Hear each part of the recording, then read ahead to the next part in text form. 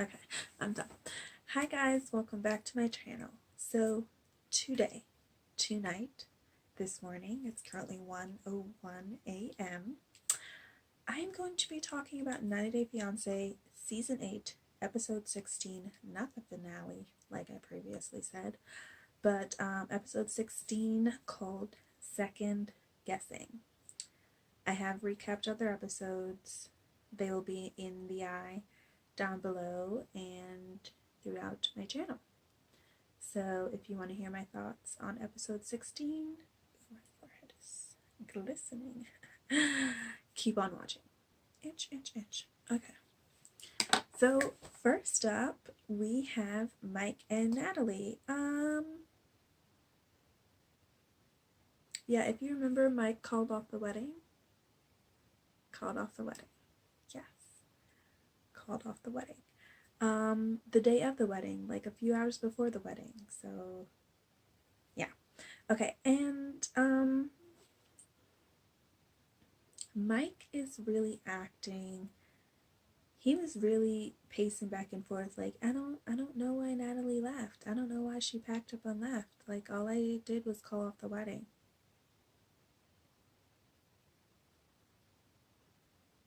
And I'm just like, what? In what world did someone call off a wedding the day of, a few hours before, and still stick around? Unless it's like a mutual decision where y'all are like, man, we're really not ready for this. You know, we really do need more time. But most of the time, it's usually deuces. I'm out. Don't talk to me. Lose my number. You're not getting the ring back. I'm still going to the reception to party. You can keep it moving. You know what I'm saying? Like, maybe he thought they could have a conversation, but what conversation needed to be had? Anyway, Mike. Okay. So, what had happened was Natalie left. She went to go to the hotel, and the hotel was like, we can't take this credit card because we need like the physical person on the credit card to be here. So basically, they needed Mike to be there to check them into the hotel. Mike was not there, so they had to go back to the house. They went back to the house, and the cameras were cut off. Yeah, the cameras were cut off at, I think, Mike and Natalie's request. And so, yeah.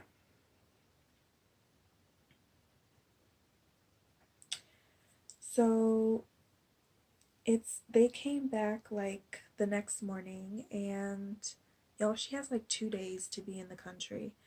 And Mike's talking about he wants to work on things.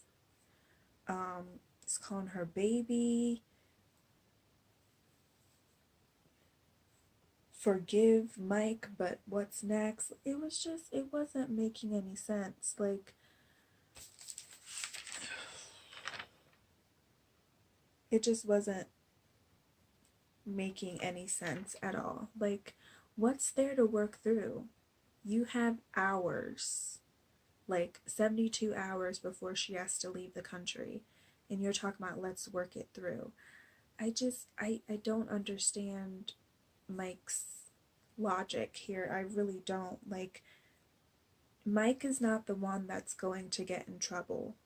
Natalie is. And he's just so nonchalant about the situation. No, Michael, just because of COVID doesn't mean that you get to do whatever you want. Like, that's not how it goes. I mean, do something, make a plan, figure it out. But now, like, within the next 30 minutes, because there's no ifs, ands, or buts here.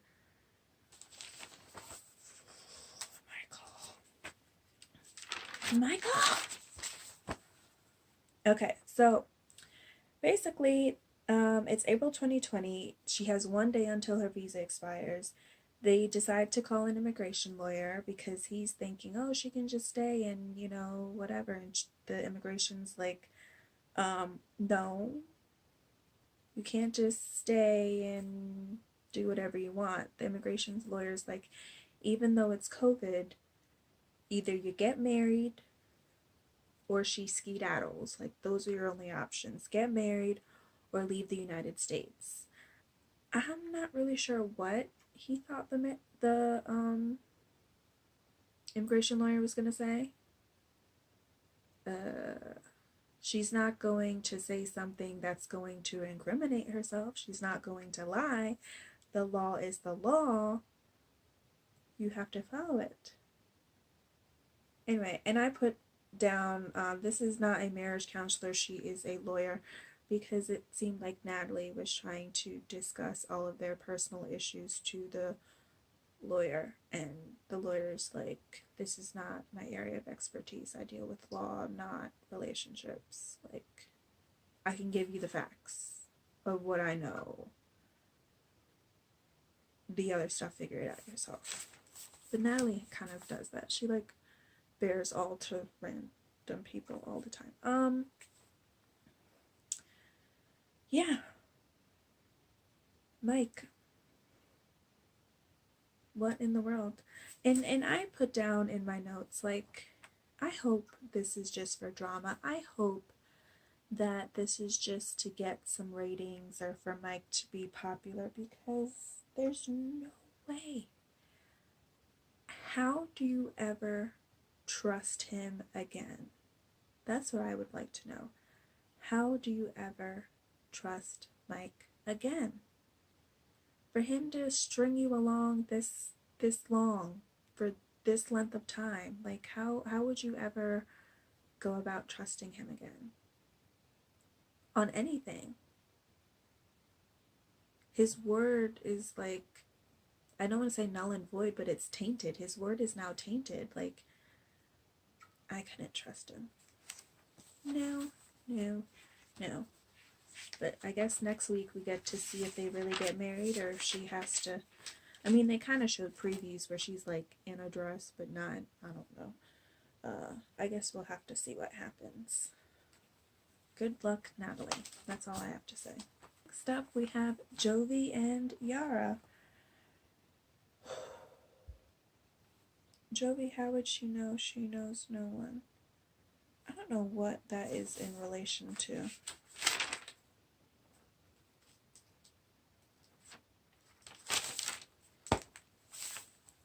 Yeah, I don't know what I wrote that to. I guess this is why I need to keep on top of my episodes. This would go a lot smoother. Anyway, so Jovi goes to get a suit, and because if you remember, he didn't have rings, he didn't have a suit, he didn't have a marriage license, he had nothing. He had Vegas. That's about all he had. Can people, like, I can't. Can people do that? Like, it make this finger touch so that it's like that? Mine does it like that. Like, it doesn't. Anyway, so Jovi's dad kind of lays down the law. Finally, someone gives it to him straight.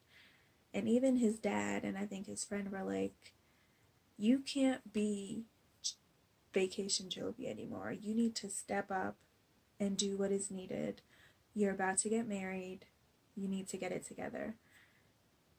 And I'm glad somebody finally spoke it to Jovi, because he needed that. He needed someone to tell him straight.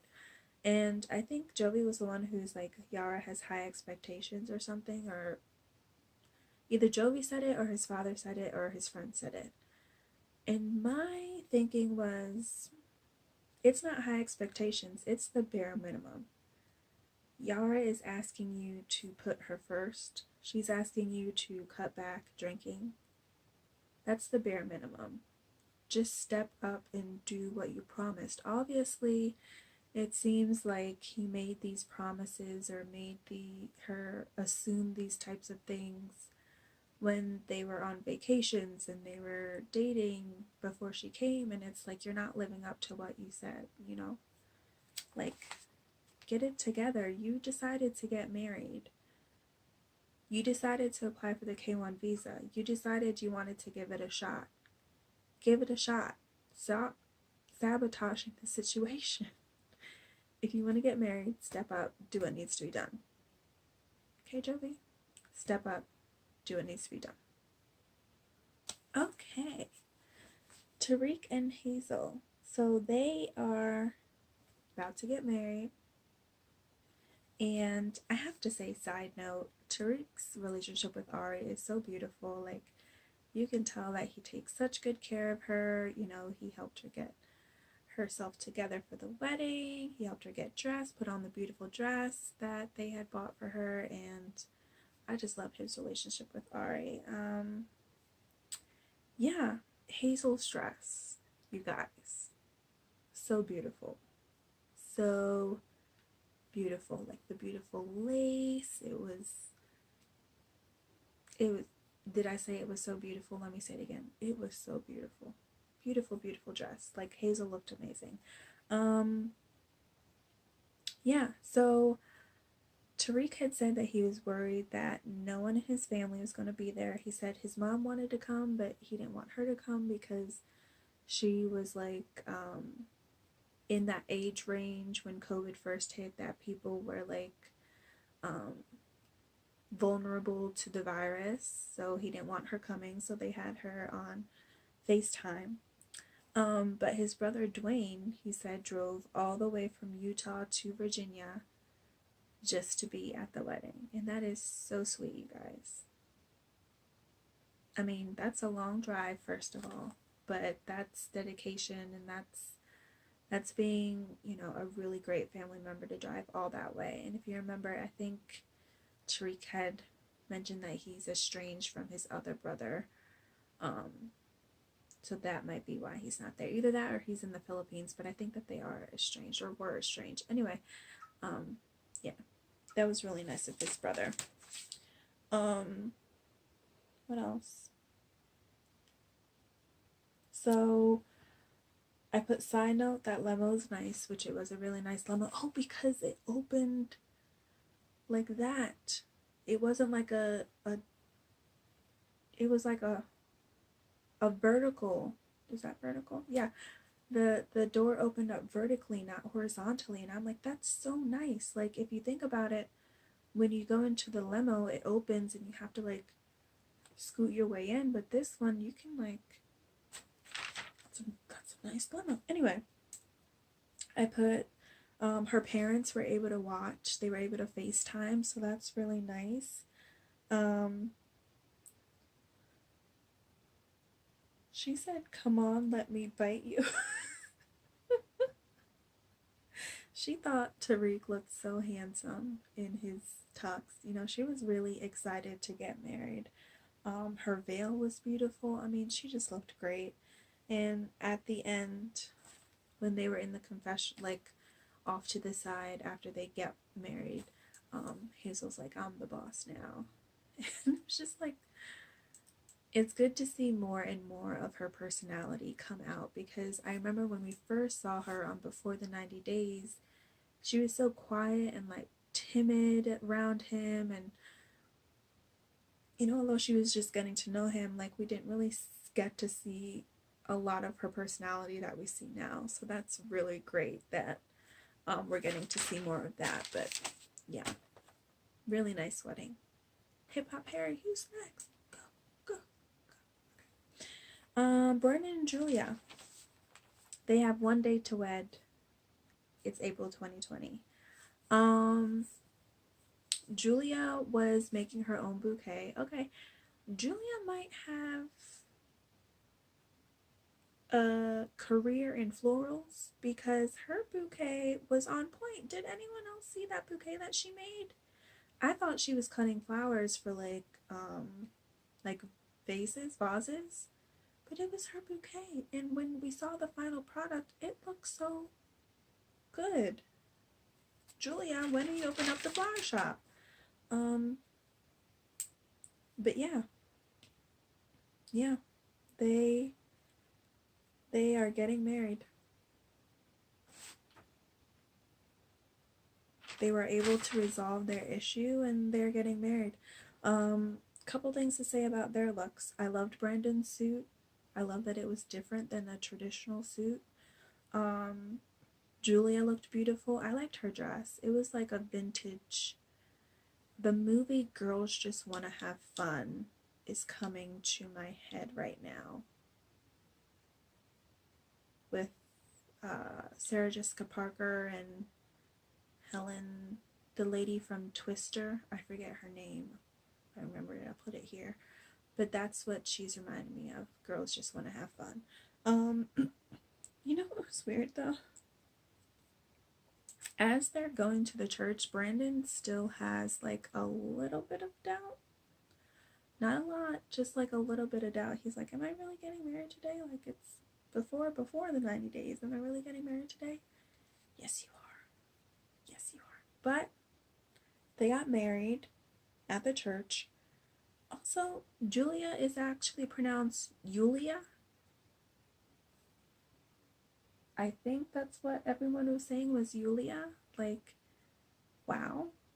I was surprised when I first noticed it when like the pastor said it, and I'm like, why is he pronouncing her name like that? But once Brandon said it when they were saying the vows, I was like, oh, that's how you actually pronounce her name, is Yulia. But yeah, so he said that Julia actually wanted them to recite their vows in the opposite of their native language. So Brandon recited his vows in Russian, and Julia said her vows in English. Now, Brandon actually did not finish his vows because he's supposed to like write it out on a whiteboard or a canvas. He did not do that. So like he had the canvas and then he had his phone and he was like reading off his phone pretending like it was the canvas. But I thought it was such a cute idea. Plus they'll have those canvases and you can like put it up and stuff, and that was a really neat idea, and he did a good job. And that's also nice for her parents. It reminds me of Russ and Paula. I think they did the same thing where he recited his vows in, was it Portuguese? I think. Is Paula Brazilian? No. Spanish? He recited his vows in her native language. So that just reminded me of that. It was a really cute idea. And yeah, they got married, y'all. They got married. And then so Papa Joe, if you reminded him, Pop-Up Joe, he came out and he was like, oh, I'm glad Brandon finally found someone. He's like, because I was going to go out there and I was going to get him a wife. I was going to be his wingman. And I'm like, way to go, Papa Joe. You know, Papa Joe was ready to help Brandon any which way possible, but luckily that's not needed, and him and Yulia are now married. Yo, people are walking down the aisle. We have a lot of weddings. Yeah. Okay, next couple. Wait, is that it? Nope. Next couple is Rebecca and Ziad. Rebecca and Ziad are actually the first couple to actually get married. Yeah. So Rebecca was able to resolve her dress issue. She like put a corset over it, and I wasn't really understanding what she was saying. I wasn't catching what she was throwing when she was talking about wearing a corset, but it didn't look that bad. Basically she had a white corset, like lacy corset, and she just wore it over top of the halter, and it didn't look that bad. She looked beautiful. The dress definitely looked better on. Like, her just holding it up wasn't doing it justice. It looked beautiful on.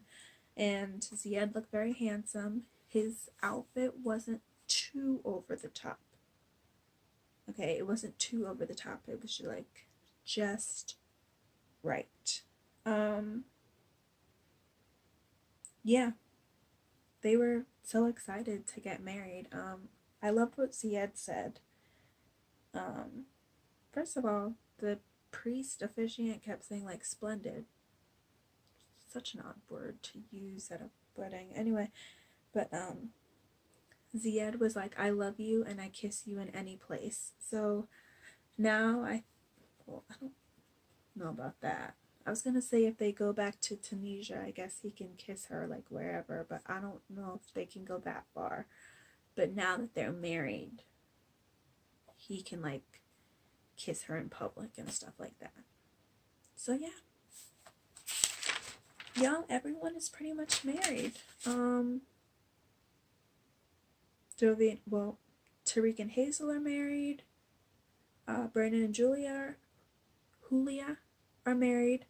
And Rebecca and Ziard are married. So I guess we are seeing, Jovi and Yara are still kind of up in the air, and Mike and Natalie are still kind of up in the air. So yeah. Do you think Mike and Natalie will make it down the aisle? I guess by the time this comes out, we'll know, but the suspense is killing me. But yeah. That is the end of episode 16, Second Guessing. What are your thoughts? Like this video. Comment below. Subscribe to my channel. Subscribe it. Thank you so much. Thank you for watching.